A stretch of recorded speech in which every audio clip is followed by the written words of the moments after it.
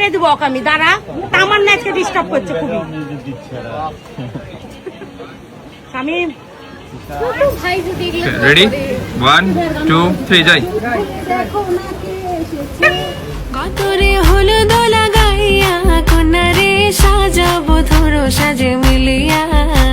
রীতি আর বাপ্পির আদাগুর অনুষ্ঠান দেখার পর কমেন্ট বক্সে শুধু একটা কথাই দেখা যাচ্ছে, সেটা হলো এটা কি হিন্দু বিয়ে নাকি মুসলিম বিয়ে। কারণ যতগুলো রিচুয়াল পালন করেছে সবগুলোই কিন্তু হিন্দুদের মতো। হিন্দুরা যেভাবে পান দিয়ে মাথায় ঠোকা দেয় ঠিক সেভাবে করে স্মৃতি আর বাপ্পির এই অনুষ্ঠানটাও হয়েছে। সাথে গোসল করা থেকে শুরু করে পানি আনা থেকে শুরু করে সব কিছুই হিন্দুদের মতো রিচুয়াল পালন করেছে স্মৃতি আর বাপ্পি। আর এটা দেখার পর সবাই তো বলছে মুসলিম বিয়েতে এরকমভাবে রিচুয়াল পালন করে সেটা আমরা কখনো দেখি নাই, এই প্রথমবারের মতো দেখতেছি। তাহলে কি এটা হিন্দু বিয়ে ধরে নেওয়া যাবে? এমনই বাজে বাজে মন্তব্য করছে সবাই মিলে স্মৃতি আর বাপ্পিকে নিয়ে।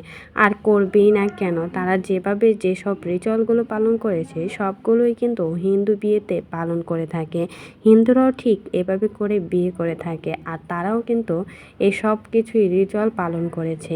তাদের দিকের নাকি নিয়মে এরকমভাবেই নাকি তাদের বিয়ে হয়। কখনো কিন্তু মুসলিম বিয়েতে এসব রিচুয়াল দেখা যায়নি। আর হঠাৎ করে দেখে সবাই তো অবাক হয়ে গেছে। সবাই এসব বাজে মন্তব্য করে যাচ্ছে স্মৃতি আর বাপ্পিকে নিয়ে। তবে তাদের যতটুকু ইচ্ছে সব কিছুই পূরণ করেছে তারা।